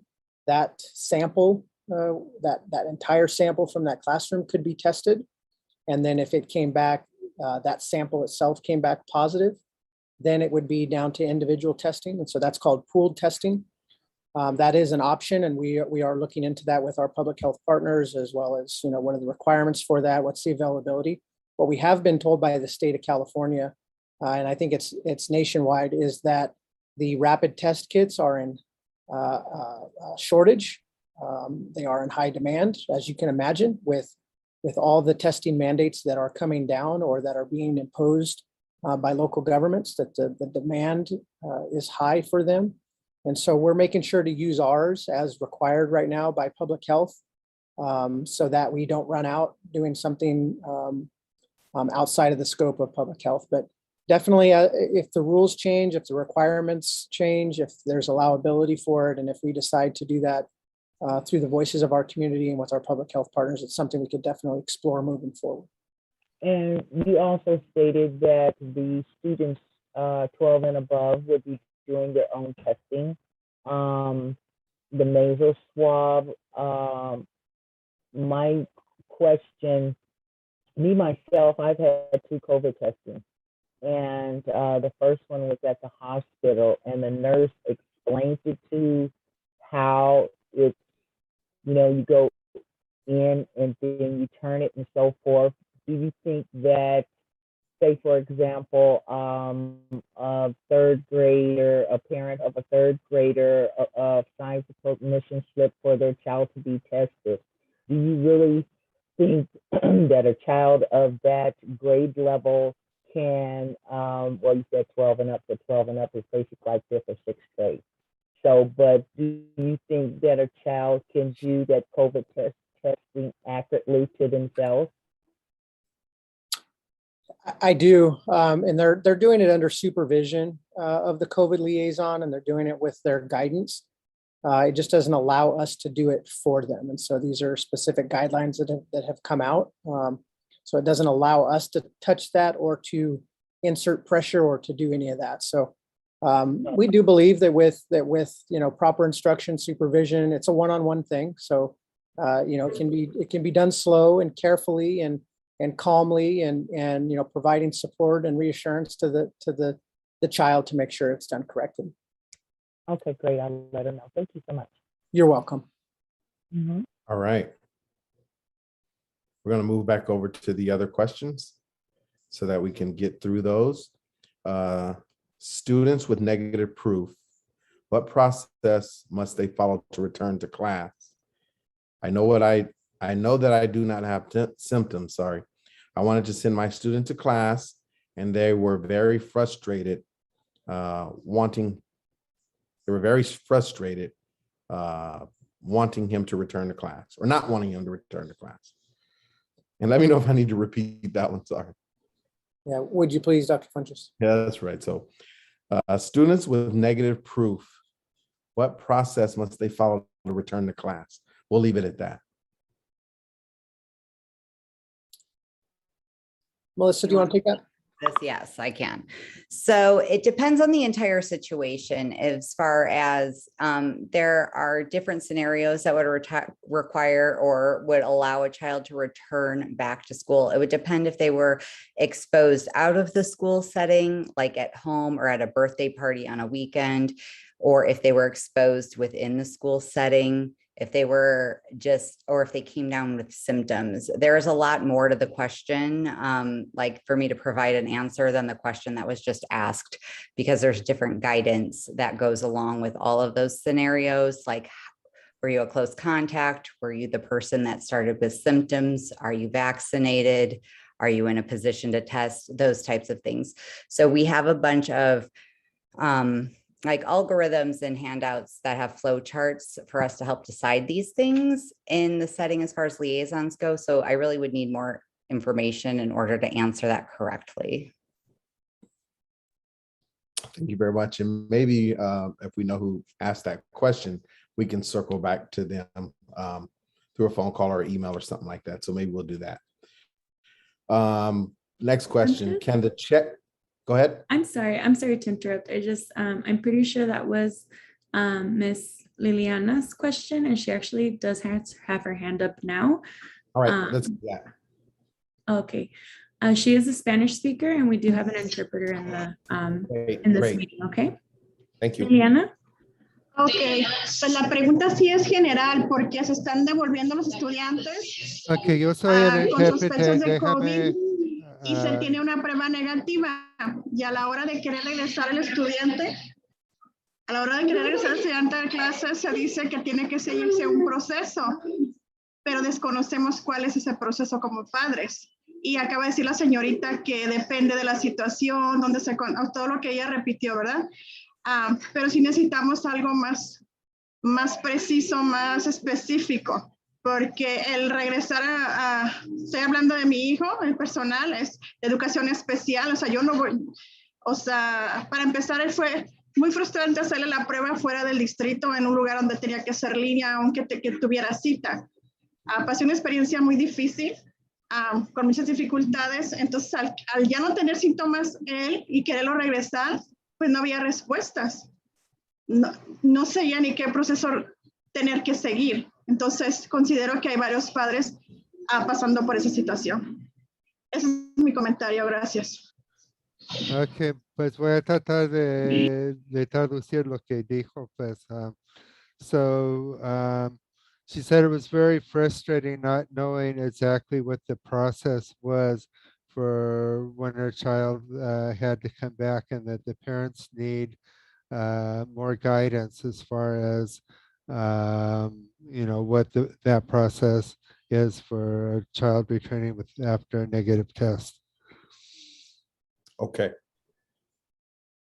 Anyone want to chime back in on that? The process for returning to class after a negative test? So we would have to know more specific information about what occurred with her case. And so what we can do is ask her if we want to take a deep dive into what her experience was. I can put my email and our phone number in the chat. Thank you. Mr. McKenzie, and if you want to relay that to her so that we can take a deeper dive into the situation. We want to make sure that the protocols are clear for everyone. Okay. But we just we need more information because every situation is different. Ok, dice que cada situación es diferente. So, aquí en la reunión no puede profundizar mucho, pero dice el señor Entonces, ¿será bajo criterio de cada escuela? No, es según la situación de cada niño.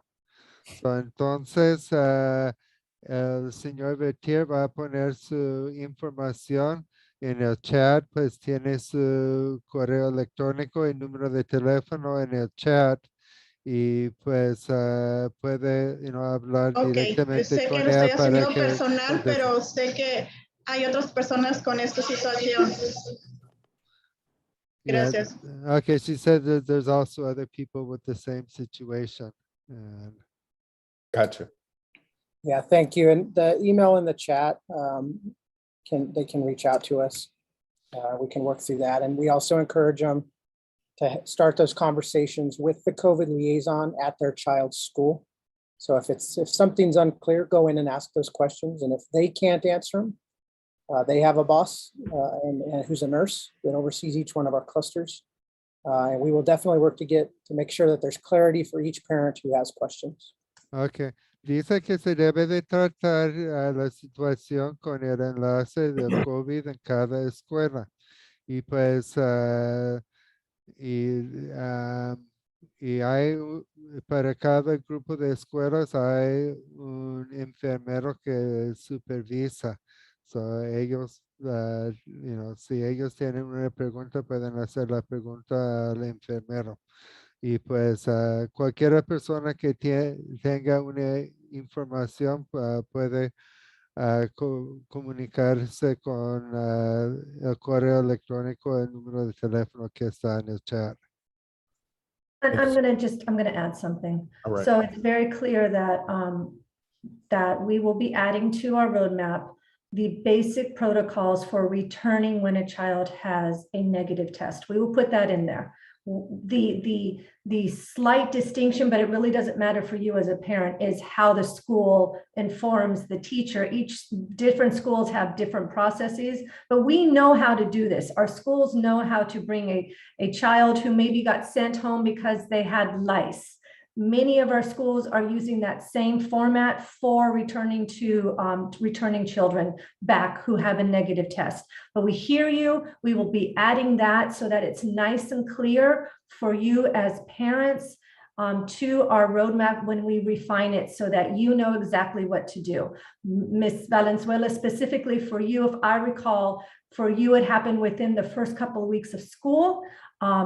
It's gotten better, and there are clear protocols. We're going to get them in writing. We're going to put it in the roadmap for you so that you don't have to keep wondering. Thank you for bringing it here so that I can let everybody know that we are going to be putting that in the roadmap for everybody.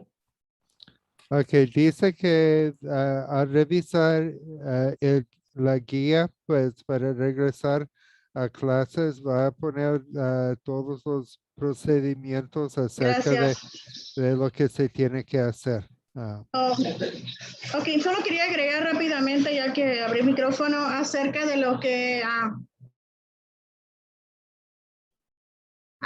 refleja el mapa, donde cada estudiante se le iba a otorgar 5 cubrebocas lavables, y creo que en todas las escuelas no se ha seguido eso. En una se les ha dado 1, en una se les ha dado nada. ¿Cómo está manejándose eso?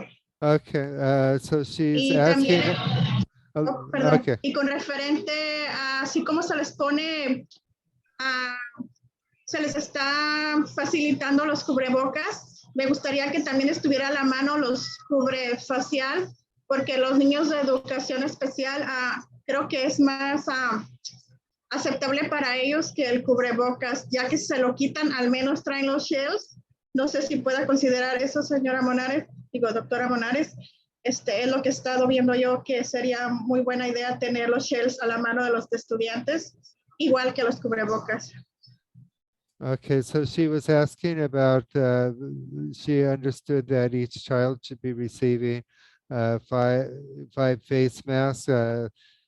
She doesn't think that, all the children got the 5 face masks, and that she's also mentioning that as far that they should have shields available for like the special education students, so that, so I guess have extra shields available, so if they're needed. Thank you. All right, thank you. We're going to move on to the next question. Can the checklist be informed or provided to the parent and staff with COVID symptoms? So let me repeat that. Can the checklist be informed to the parent and staff with COVID symptoms? Who is supervising the COVID liaisons at the sites? So the liaisons are supervised via cluster, school cluster. And each cluster has a registered nurse that directly oversees the COVID liaisons. And then that group of nurses has a clinical supervision through our partners with AM out of our Emergency Operations Center to provide them support. And then there's a whole team on the back end that works on the protocols and procedures and training. There's an entire training branch within the AM group to make sure that all 80 plus liaisons that we have are receiving training across the board. All right, we'll move down. This one is about transportation. So the school has approved buses to be at full capacity. I've seen buses filled with students. Students take off their masks. There's no social distancing when the students are at school and when boarding. You say you want to keep children safe, yet they are now carriers of COVID. Why are you laxed at almost every school? So I think maybe if we take this from a busing standpoint, that might be best. From a busing standpoint, hi, this is Sam Precy, Administrative Operations. From a busing standpoint, the requirement is that in order for them to enter onto the bus, they do have to have not only the permit, but also the face covering. And the face covering is required to be on. Now, having said that, the driver is looking forward and driving. The attendant is supposed to be monitoring the students and ensuring that they have it. But they may not be able to see all students all the time. But we do request as parents to let our children know to make sure that they do keep their face masks on. If there is any instances that they know about, we can definitely communicate with that particular bus route and to have that conversation with the attendant to be on extra vigilance to make sure that they're watching out for it. Thank you, Mr. Precy.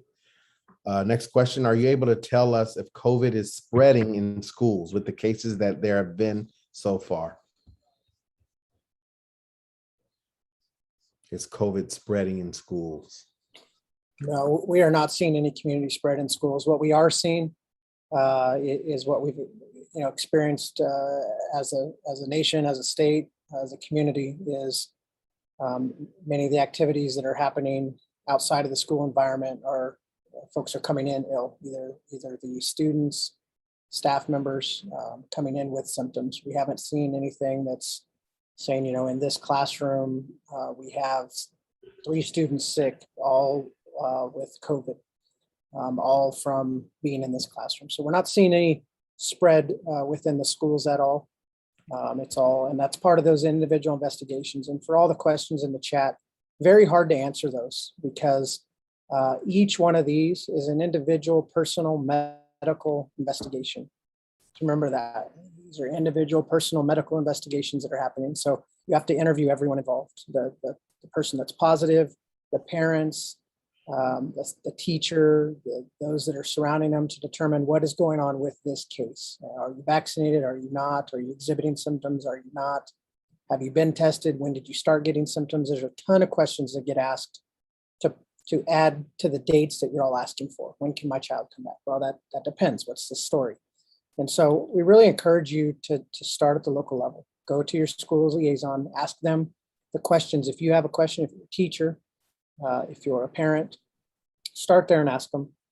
Go into your scenario and we'll work on getting you a specific answer for your specific scenario. So I hope that helped answer. All right, thank you. I know it's 7:47. I want to kind of get through a few more. I don't know if there are any hands raised, but I'll do a few Yes, of these. Dr. Funches, we have 2 hands raised currently. We'll do 2 or 3 more of these, then go to the hand raised and then try to finish up here. So, okay, got it. And this is more of a statement. I'll take this one. Children's lives are at stake. Seems like everything goes back to the principal or admin. Mr. Vatier or someone from the district should make site visits to our school sites. And I will say this, I know Mr. Urban is on the ground at sites frequently. Cabinet has been on the ground at sites. I go out frequently as well. I know Mr. Vatier has gone out to sites as well. We'll continue that as we evaluate and assess our effectiveness with the strategies that we put in place. But you're right, we need to make sure that we're out there seeing what exactly is going on, and we're going to continue to do that so that we can make adjustments. Schools are short-staffed. Is there any way parents can volunteer to help? I will say this, in the coming days, there will be more information coming out on how parents may be able to apply even for rec aid positions. And we're looking for some student interns as well to help support with supervision and things like that. So look for that in the coming days so we can get some more of the support that we know we need at this time. And then the next 2 questions before we go to the hands raised. What is the highest temperature in which the students are allowed to have outside recess? What is the highest temperature in which the students are allowed to have outside recess? I believe referring to inclement weather schedules. Yeah, so when it hits between 95 and 100, depending on what the shade level is and the amount of activity that's going on outside, is when it could turn into an inclement weather scenario similar to rain, where we would ask the schools to move indoors. But again, the weather in Devore at Kimbark Elementary is a lot different than the weather at Dominguez in downtown San Bernardino. So It's not one temperature across 105 square miles. So those are individual decisions. And so we have the same parental concerns, the same concerns from staff members about inclement weather as we do with COVID, that maybe the procedures aren't being followed or that there's inconsistency. And those are the same conversations we have is to really work with our site leaders, to really work with our schools and our families for understanding of the procedures and to make sure that they're being followed consistently. And I read the mask mandate requirements. I'm wondering why employees are still allowed to wear masks with their nostrils visible. It shouldn't be a site decision. It should be a district decision. It should be enforced. As I stated earlier, we do take that seriously and we do correct those behaviors. Human Resources will put out another communication just about making sure that all staff, all employees continue to adhere to those safety measures of mask wearing properly. And then the final one before we go back to the hands raised, you mentioned that testing would start next week, but how often is testing going to take place for our children? And I think we have a simple answer for that in terms of testing. So the rapid tests are available and occurring now. The PCR, which is your lab tests that take 24, 48 hours to get results back, will begin next week. Those were delayed from the state of California, and we're still waiting for many of those to come in. So we're working on evenly distributing those to our COVID liaisons so they can use them. But the rapid tests are occurring now, and we're using those in response to COVID concerns. So for our close contacts or our positive cases, they are being tested, and those tests will also be used as we move into those staff members who may be unvaccinated and are required to test weekly. Thank you, Mr. Fatir. Going to the raised hands. Thank you. Maria Cepeda, you can go ahead and make your comment or ask your question. Yes, hi, good evening, board members and parents. I do have a question. You guys brought up that students would have to test themselves. My son is in SDC classes. We went over that, but I can't see my son testing himself. There's no way that he can test himself. And I'll ask one of our medical professionals, either from the AM side or public health, to speak more about that. So as far as our testing requirements or guidelines go, they're given to us by CDPH because they are the ones who are providing our tests to us. So we have to administer the tests via the guidelines that they give us, which includes a self-swab by the students. And although we realize most students will be able to self-swab with instruction, we do know that those special circumstances exist where this cannot happen. So when these types of circumstances happen, we will direct you to your primary healthcare provider to get a test that is done. One of the downfalls of this program is just that we cannot be providing the actual tests to or doing the test for the child. Thank you. Thank you. And then the last one is Rosa Jimenez. Hola, buenas noches.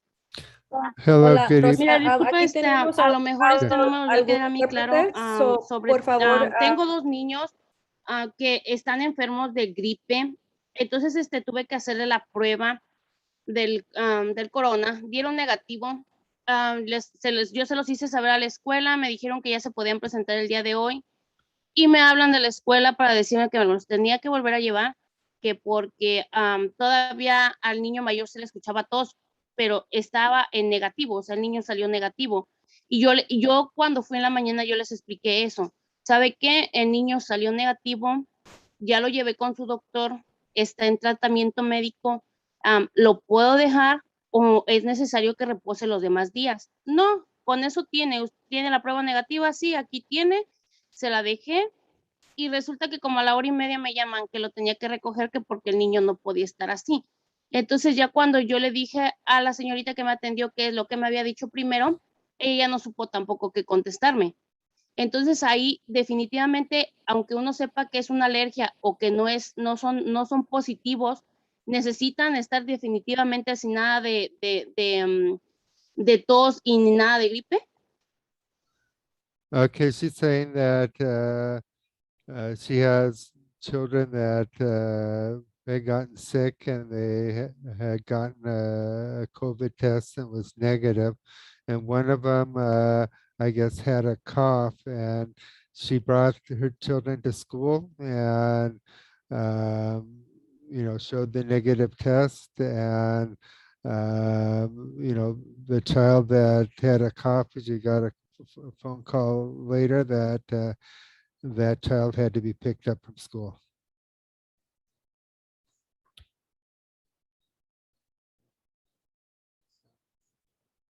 I'll take that. Yeah. So- Go ahead.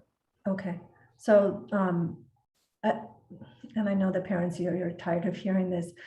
Based off of what you just told us, sounds like that should not have happened. Maybe there is a bit more information that we don't know. So these individual cases are difficult because there are nuances, there are specialty pieces that maybe we don't know based off of what you shared with us. So to answer your specific question, we're sorry that happened. It sounds like your child did not need to miss any school time and that they could have been at school. We thank you for having your child tested. That helps a lot. It helps everybody. We want to encourage our parents to keep testing. And we do have a hotline that you can call when you're not getting where you need to. If Eric, if you can put that in the chat again, and we'll make sure that gets on our website, so our parents don't have to wait until a town hall to bring these to our attention. That will help us to know what we need to do, and specifically which schools may not be following the protocol. I've been monitoring the chat, and I see that you're saying, well, you guys have this in writing, but it's not happening at all our schools. And so we need to know that. We need to know which schools we need to go in further support, because we do want to keep everybody safe.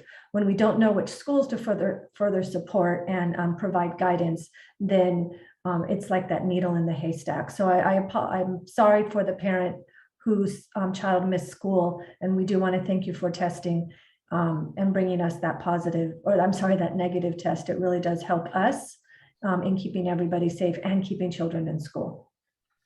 Okay. Oh, and I'm sorry, Mark, one thing. Oh no, go ahead. I'll answer this question in the chat. Go ahead. Okay. So dice que siente pues que su hijo tenía que faltar a la escuela. A ella le parece que no debería de haber pasado, pero que cada caso es diferente, o tal vez hay cosas que uno no sabe para poder darle una contestación definitiva. Y ella dijo que se va a poner en el chat un número directo, pues que los padres pueden llamar si tienen alguna pregunta, y pues también que es importante saber cuáles son las escuelas en que tal vez no están siguiendo las directrices para poder darle el apoyo y la dirección que necesiten en estas escuelas.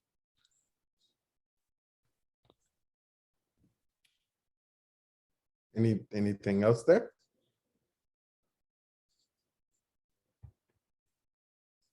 Okay. We have a bit more just a few more to go. We are approaching 8 o'clock, but we stated that we'll make sure that we answer the questions. So we're off to the next question. With flu season coming up, how will schools continue to provide safety for our children? Will every kid be tested? And how will the school determine if the child has the flu or COVID? Yeah, so that's critical time, and we know that, and we know that by looking at the case rate last flu season, last winter season, where the cases went up. And so definitely something that we're paying attention to with our partners in public health. Definitely the reason why having the test kits readily available to us is so important. However, it's equally important that whether it's COVID or the flu or a cold, that we all stay home if we're ill. So this isn't just COVID messaging. right? We want to not have folks at work or at school if they have a cold or if they have the flu, because we don't want that to spread either. And so I think it lends to the message that if you're not feeling well, stay home. It's not specific to COVID, although COVID is our topic of the latest. It is just general routine hygiene practices that we want to make sure we're following to keep each other safe from everything. Thank you, Mr. Batir. Does LAUSD have priority on COVID tests? What about SBCUSD? I can't speak to LA's process. I know it's very different than the one we're undertaking, and I know what is being shared on the media and what is going on within the district may not be the same.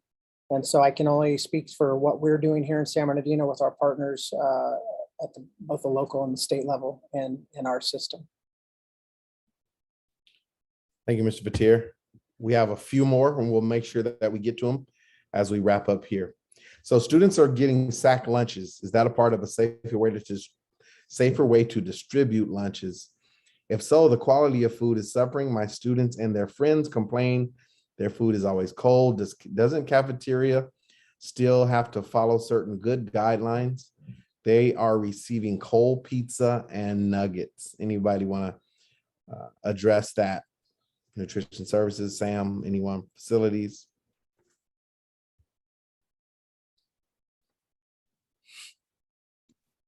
So this is Harold Sullins, Associate Superintendent for Business Services. So the grab and go lunches were put in place to respect the circumstances that we are in and to allow students to have an individual meal rather than a buffet style service. And so with that, it is a safety measure. There are standards that the USDA sets forth for our food, as well as standards by our environmental health department for the county.